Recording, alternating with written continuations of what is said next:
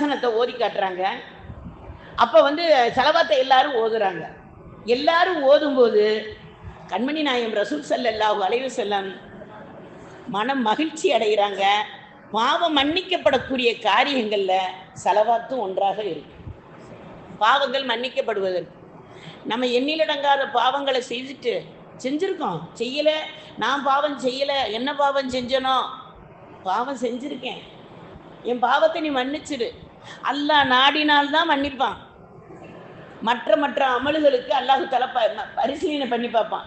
எப்படி பண்ணி, நல்லா தொழுதுருக்கீங்களா, நல்லா நோன்பு வச்சிருக்கீங்களா, நல்ல சதக்கா கொடுத்தீங்களா, சக்காத்து கணக்கா கொடுத்தீங்களா, இதையெல்லாம் எல்லாம் கணக்கு பார்ப்பான்.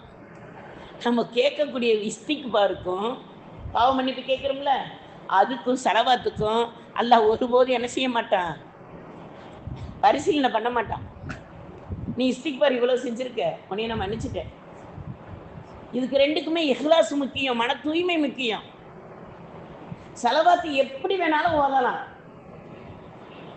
ஸல்லல்லாஹு அலா முஹம்மது ஸல்லல்லாஹு அலைஹி வஸல்லம் இது சொல்றதுக்கு நம்ம எனர்ஜி போகுதா? ஒரு படியில ஏறுறோம், அல்லாஹ் அக்பர் சொல்லி படியில ஏறுவோம், அல்ஹம்துலில்லாஹ் ஏறிட்டோமா, ஒரு 2-3 தடவை அல்லாஹ் அக்பர் சொல்லிட்டோமா, ஒரு தடவை செலவாத்து.